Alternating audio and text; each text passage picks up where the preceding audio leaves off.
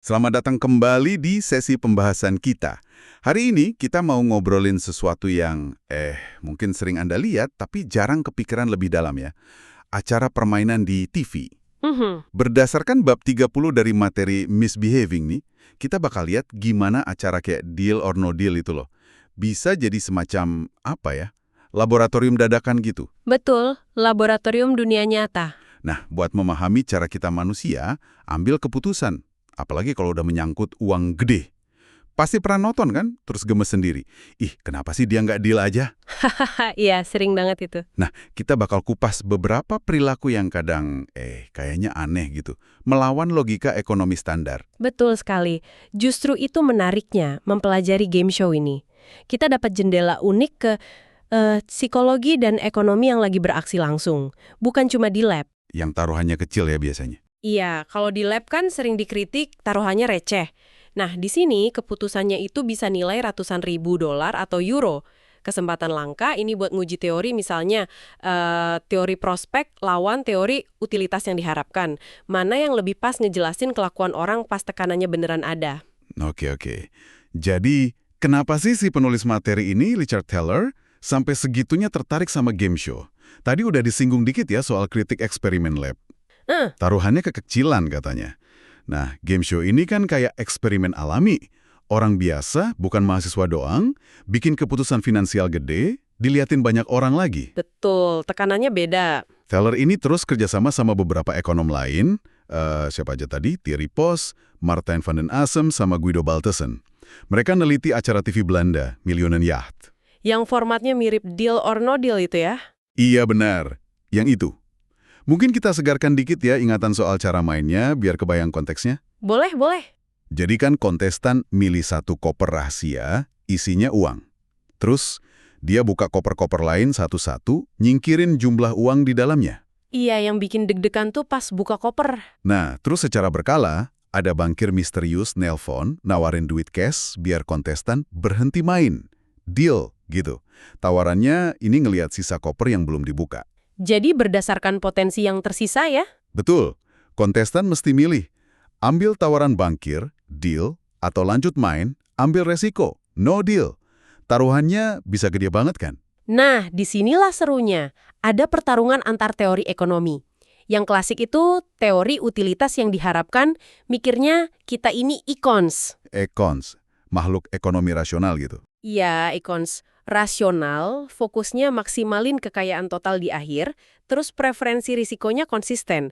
Jadi kalau kamu nggak suka resiko buat jumlah kecil, ya harusnya nggak suka juga buat jumlah besar. Keputusanmu cuma lihat nilai harapan sama seberapa suka atau nggak suka kamu sama risiko. Tapi, apa iya kita sekonsisten itu? Kayaknya enggak deh. Nah, disitulah teori alternatif masuk. Teori prospek dari Kahneman sama Tversky. Teorinya bilang, kita tuh mikirnya bukan kekayaan total, tapi untung rugi relatif terhadap titik acuan. Titik acuan? Maksudnya gimana tuh? Titik acuan itu bisa harapan awal kita atau kondisi kita sekarang gitu. Ada dua hal penting dari teori ini. Pertama, kita lebih benci rugi daripada senang untung. Itu namanya loss aversion. Oh, takut kehilangan ya? Betul. Kedua, sensitivitas kita sama perubahan nilai itu makin lama makin kurang.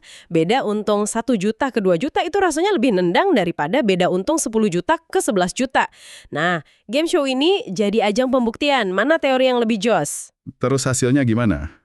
Studi di Millionen Jacht itu? Hasilnya, wah menarik banget dan agak bikin kaget ekonom tradisional. Temuan pertama, kontestan itu ternyata nggak sepenakut itu sama risiko, nggak se-risk averse yang diasumsikan banyak model ekonomi. Oh ya, padahal kan ada tuh teka-teki kayak equity premium puzzle. Iya, yang salah satu penjelasannya kan investor diasumsiin takut rugi banget, makanya minta imbal hasil saham tinggi.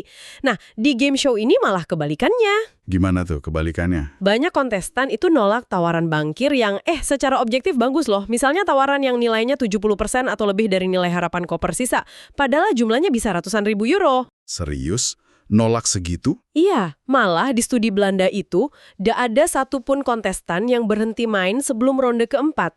Ini nunjukin toleransi risiko yang lebih tinggi dari dugaan teori standar.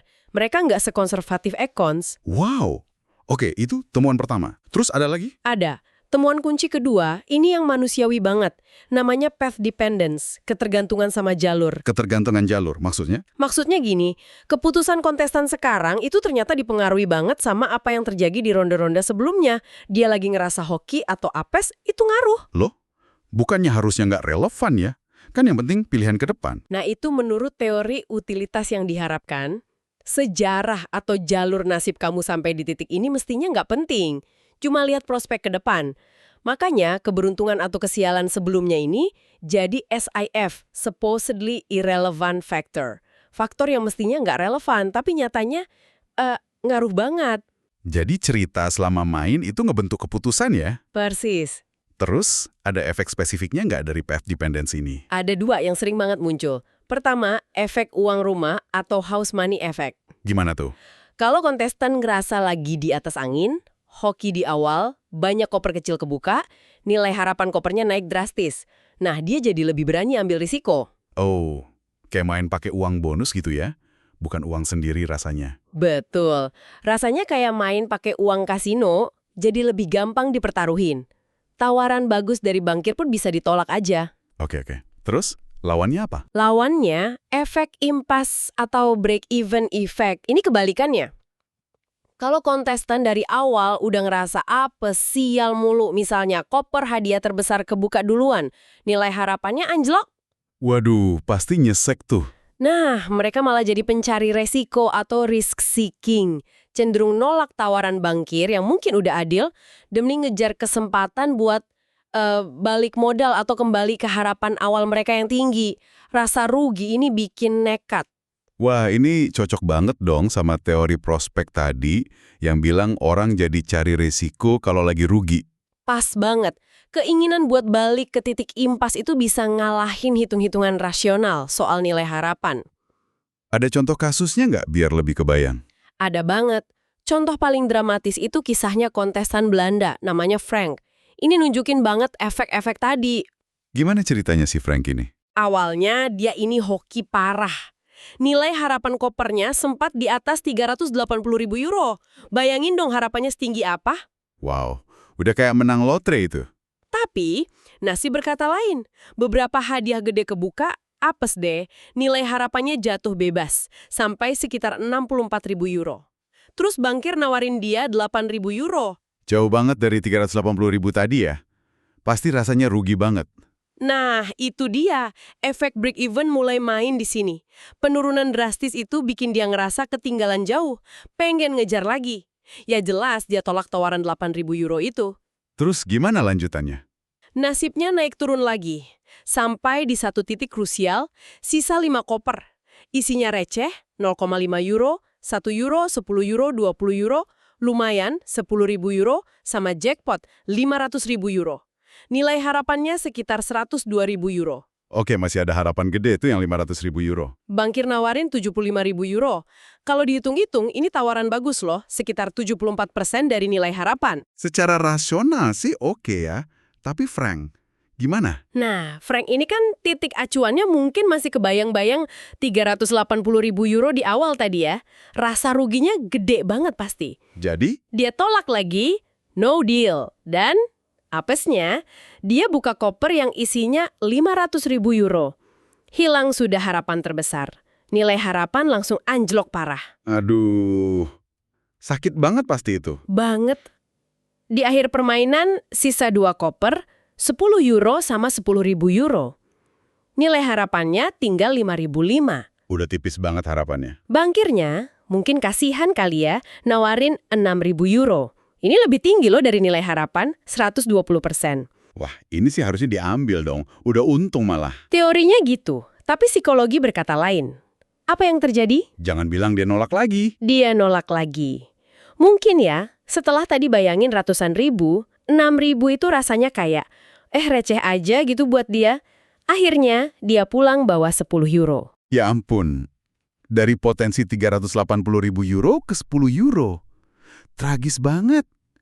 Ini nunjukin banget ya kuatnya path dependence, titik acuan, sama persepsi rugi. Iya, cerita Frank ini ilustrasi kuat banget kalau model icons yang dingin itu sering gagal nangkap rumitnya keputusan manusia pas lagi di bawah tekanan dan emosi. Oke, selain Deal or No Deal, ada game show lain nggak yang ngasih pelajaran menarik? Ada. Dari Inggris, namanya Golden Balls. Ini punya segmen akhir yang menarik banget. Namanya Split or Steal. Oh, yang kayak dilema tahanan itu ya? Persis, versi TV-nya. Jadi dua kontestan terakhir nentuin nasib hadiah yang udah mereka kumpulin bareng, masing-masing diam-diam milih bola split, bagi, atau steal, ambil. Gimana aturan mainnya? Kalau dua-duanya pilih split, hadiah dibagi dua. Kalau satu split, satu steal, yang milih steal dapat semua. Kalau dua-duanya steal, nggak ada yang dapat apa-apa. Zong. Wah, ini ujian kepercayaan banget ya. Kerjasama lawan egoisme. Teorinya gimana nih? Teori permainan klasik, kalau kamu nggak percaya lawanmu, bakal split. Pilihan rasional egois ya steal, biar aman atau biar dapat semua. Tapi, di dunia nyata gimana? Ternyata, tingkat kerjasamanya yang milih split lumayan tinggi loh. Sekitar 54%. Jauh di atas prediksi modal egois murni kan? Iya, ternyata orang nggak seegois itu ya. Paling nggak kalau di depan kamera. Bisa jadi. Nah, yang lebih menarik lagi, pas dianalisis berdasarkan jumlah hadiahnya. Tingkat kerjasama emang agak turun sedikit kalau hadiahnya gede banget. Oh, jadi kalau uangnya banyak, orang jadi lebih egois. Tunggu dulu, penjelasannya lebih halus, bukan gitu juga. Ternyata tingkat kerjasama itu tinggi banget pas jumlah hadiahnya kecil banget. Relatif sama potensi maksimal di acara itu. Maksudnya gimana tuh? Ini yang disebut hipotesis kacang besar atau big peanuts. Gini, jumlah uang yang sama, katakanlah $500. Itu bisa terasa gede kalau emang cuma itu hadiahnya. Tapi kalau $500 itu sisa dari permainan yang tadinya bisa menang, katakanlah $50.000. Jadi $500 tuh rasanya kayak kacang gitu ya, receh. Nah, jadi kalau taruhannya cuma kacang, ngapain juga rebutan? Mendingan baik-baik aja lah pilih split, jaga citra baik di TV, daripada berantem gara-gara receh. Ah, masuk akal. Beda sama di lab ya, $500 bisa jadi gede banget insentifnya. Konteks ngaruh banget. Betul, konteks nentuin persepsi nilai. Jangan-jangan si Frank tadi nolak €6.000 juga karena efek kacang besar ini. Udah kebayang ratusan ribu, ditawarin cuma segitu, rasanya nggak sepadan lagi. Bisa jadi. Oh iya, ada temuan demografis menarik juga dari Golden Balls. Katanya, pria muda cenderung paling jarang milih split. Menarik. Info aja sih, siapa tahu berguna. Terus ada satu episode Golden Balls yang viral banget. Antara Nick sama Ibrahim. Si Nick ini strateginya gila banget. Gimana tuh strateginya? Dia bilang terang-terangan ke Ibrahim, gue pasti bakal pilih steal. Tapi tenang, nanti di luar duitnya gue bagi sama lo. Wah, ini kan gimana ya? Membingungkan. Janji di luar kan nggak ada jaminan. Padahal cara paling aman bagi ya sama-sama split. Iya kan? Gertakan si Nick ini bikin Ibrahim pusing pasti. Percaya nggak ya sama janji nggak jelas gitu? Atau mending steal juga buat jaga-jaga? Dilema banget itu. Setelah diskusi panjang, penuh drama psikologis, akhirnya Ibrahim mutusin buat split. Dia milih percaya, atau mungkin ngarep Nick cuma ngegertak aja. Terus ini gimana? Nah, si Nick buka bolanya. Ternyata split juga. Dia cuma ngegertak biar si Ibrahim nggak berani milih steal. Cerdik. Pinter juga strateginya. Tapi, ceritanya nggak berhenti di situ. Ada plot twist lagi. Hah, apa lagi? Si Ibrahim ini belakangan ngaku kalau dia itu sebenarnya udah niat banget memilih steal sampai detik terakhir. Cerita sedih soal bapaknya itu cuma karangan dia buat nipu si Nick. Serius? Jadi dia sandiwara juga? Iya, dia baru berubah pikiran milih split gara-gara takut sama gertakan si Nick tadi. Ini nunjakin betapa rumitnya permainan pikiran, gertakan, tipu daya, bahkan di situasi yang harusnya bisa selesai dengan kerjasama simpel, jauh lebih kompleks dari model perilaku manusia yang sederhana. Wah, gila juga ya. Jadi, setelah kita bongkar semua ini, apa nih inti pelajarannya? Intinya, acara permainan ini selain hiburan, ternyata gudang data yang kaya banget soal gimana kita, manusia, bikin keputusan nyata pas tekanannya tinggi dan taruhannya gede. Dan perilaku kontestan itu seringnya lebih cocok dijelasin pakai teori perilaku kayak teori prospek ya, dengan segala bias, titik acuan, dan emosinya. Bukan pakai model icons yang lurus-lurus aja. Betul, dan yang penting banget nih, Temuan ini ngebantah anggapan kalau bias-bias perilaku itu cuma ada di lab dengan taruhan kecil, terus bakal hilang kalau taruhannya udah gede. Nyatanya enggak. Manusia tetap manusia ya, bukan mesin hitung. Persis. Faktor kayak sejarah permainan, path dependence, perasaan untung, house money, atau rugi, break even, cara kita ngelihat nilai uang, big peanuts, itu semua penting banget. Bahkan pas keputusannya bisa ngubah hidup. Nah, sebagai penutup nih, mungkin coba deh Anda renungkan sebentar. Seberapa sering sih dalam keputusan finansial atau negosiasi kita sendiri, kita tanpa sadar kena pengaruh efek house money pas lagi untung? Atau malah jadi nekat ambil risiko lebih gede pas lagi rugi demi balik modal? Atau mungkin ngeremehin suatu jumlah karena rasanya kecil aja dalam gambaran besar, efek big peanuts itu. Iya. Pengamatan dari game show ini bisa jadi cermin menarik loh buat perilaku kita sendiri. Bahkan pas kita ngerasa udah rasional banget. Sesuatu buat dipikirin deh. Sampai jumpa di pembahasan kita berikutnya ya.